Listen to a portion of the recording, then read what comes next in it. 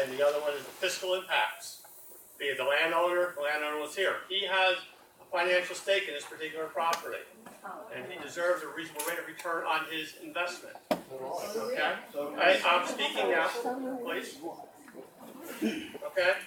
The surrounding community, the residents, the concern that this proposal will have on their property values, whether it's legitimate or not, it's a concern that they have expressed.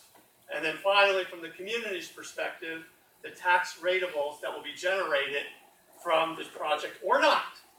Because once again, that's all about the controversy of planning and the planning process that we were exposed to here this evening. That's why I have to compliment the town of Clifton Park in terms of their investments in comprehensive planning. This town does not do things just at the spur of the moment. It has been deliberative, and it has invested in planning across the board. And I truly respect the town, and the town should be complimented in that. Because going through that planning process, in this case, the Western GEIS, or the comp plan update, of what's being done on the form-based code for the Route 9, the Exit 9 area. The fact of the matter is, yeah, the town board ultimately approved the plan, but it represents the vision of the community, all the stakeholders in the community. That's what it represents, and I participated in that process. I was not on the planning board at that time, but I did participate in that process in terms of the Western GEIS and the component parts in terms of, and that feedback was provided to the consultants. There were public workshops and things like that, and they came up with a plan that proposed certain changes to be made in the western part of the town. Now, the bottom line is, and I'm going to paraphrase, I think it was Peter, something will be done sometime, someday at this particular location. I'm bastardizing the words, of course, but the bottom line is something's going to go on this parcel. Now, it is owned Hamlet mixed use, and I know folks who bought property on Sterling Heights and have expressed some concerns about the proposed use that's being proposed here. And some of you expressed that it should be forever wild. Well, the fact is, unless we do the comprehensive plan, and unless there's a desire to create a forever wild, which means that property owner would have to be compensated, and we as taxpayers are willing to make those purchases, okay, then we have to, you know, we would reconsider that at that particular time. But at this particular time, I don't see that happening. We got the town open space plan, we got the trails plan, we have these things in place. That is a site that is, maybe it will someday be forever wild, but I will not support it being forever wild at that particular location. It's not appropriate for that particular location. When you bought your property in Sterling Heights, you should have investigated whether or not what that zoning was next to where you're at to ascertain whether you know, in terms of what may occur there in the future. Today is a farm, tomorrow it may be something else, and that has to be taken into account. In terms of the traffic issue, keep in mind, Route 146 is a state highway. It's not a local road. And that highway not just gets traffic as local, that gets through traffic.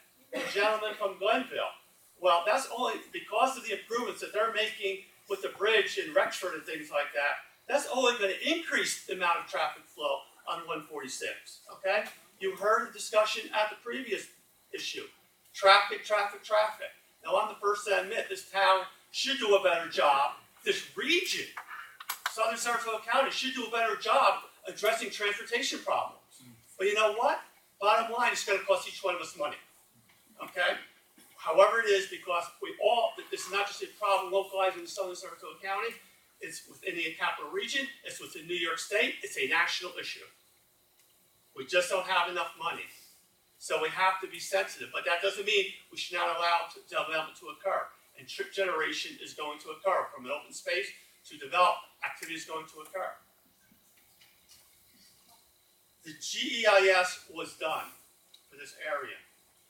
One of the objectives of the Western Clifton Park GEIS was to eliminate the need for a PUD, for a PDD. Okay, that was one of the objectives, that was part of that. This particular area was zoned HM from the B3 zone. Now, I agree with Mike that it doesn't function as an HM area because it's not Rexford, okay? Now, in my visionary attitude, and I am a planner by trade, so I've had this vision thing. It's always a 20-year plan. I don't know what I'm doing tomorrow, but I do have the 20-year plan, if you will. But in any case, that hamlet mixed use, at some point, we have to start sometime. When do we start? And we do have those other corners there that really should be redeveloped. And I'd like to see a much more innovative, thought-provoking ideas for all those three intersections. Yes, there's going to be traffic increase, but we have to live with it. Okay? That goes with the territory. Now, this project is sensitive to the environmental features on the site. There's no doubt about it. And I applaud Price Chopper for thinking smartly when it comes to everything from the building, from the landform to the building design that they're proposing to do. But I have to say that they're not applying a creative use of this space as it relates to the proposed land uses. Not only the Price Chopper, but I have a concern about those ancillary uses, the restaurants and whatever may occur along 146. In my own mind, I would like to see a mixed use activity there that involves, yes, residential, yes, townhouses, not houses on a half-acre parcel of land, okay, but townhouses, as well as commercial and other types of uses. And maybe Price Chopper with a smaller footprint. That could be more of a neighborhood-based store that emulates the store that they have on the corner now versus the big price, the big superstore, to create a sense of community. And the demographics are very favorable to that. The demographics are such that many of us have lived in Clifton Park 30, 40, 50 years. We want to stay in this community. Is there housing alternatives available where we can walk to the store and things like that? This, in my opinion, the Western GEIS and designating this HM was an attempt to promote that type of opportunity. Unfortunately, with this PDD proposed, it seems to be, in my opinion, more of the same. It's not creative, it's not being creative in its application on what I think the vision represented.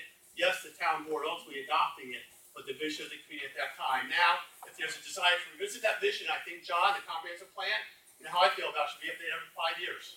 It's not a static document. It's an ongoing dynamic document. If in fact it's determined that it doesn't make sense, then it should be rezoned. And it provides at least with the comp plan, it represents the vision of the community, it provides predictability. And yes, for those of you who live in Sherwood Forest, and I say, I am one of those residents. I live in Sherwood Forest. Some of you may know that, I'm not sure. In the northern part of Sherwood Forest. You're right, when I moved here, that was zone B3. I should not expect anything different than the B3 zone there. And when I purchased my home, it goes to the territory. I have to make a left into 146A every day. Been there, done that. I have to go left onto 146. And sometimes I go a different way, depending on what's going on with the schools and things like that, okay? But the fact that you gotta live with it. I made that choice to live here. I didn't move to a rural community. Okay, I moved to Clifton Park. It is a growing community. You have to expect growth to take place. If I want to live in a rural area, I would have moved to northern part of Saratoga County or another more remote location. I moved here and knowing that we don't like change. You know, we bought our house because we like the way it is today. Well, the fact of the matter is, change is inevitable, and there's a transformation that's taking place, and we have to respect that.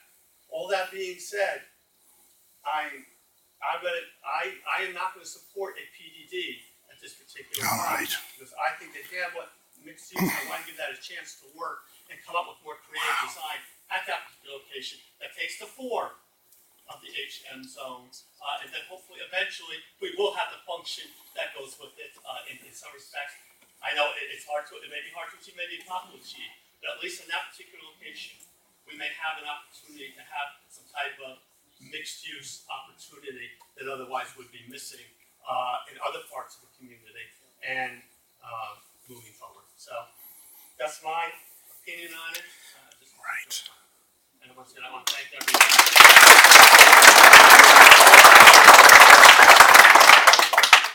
So, unless there's any other comments or statements, I'd like to take a vote on this evening. I think we had a lot of very good conversation.